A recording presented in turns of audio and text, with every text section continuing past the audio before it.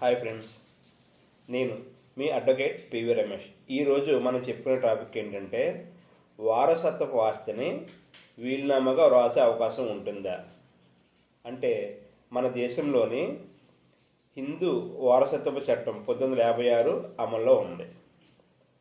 అయితే ఈ 1956 ప్రకారం, చట్టం ప్రకారం లేదా రిజిస్ట్రేషన్ యాక్ట్ ప్రకారం లేదా ఇండియన్ ససెషనల్ యాక్ట్ ప్రకారం మనకి ఏం చెప్తుందంటే, ఎవరికైనా ఒక వ్యక్తికి ఏదైనా ఆస్తి మీద పూర్తి హక్కు ఉంటే గనక అటువంటి ఆస్తిని తన తదనంతరం ఎవరికి చెందాలో రాసేదాన్నే వీలునామా అంటారు.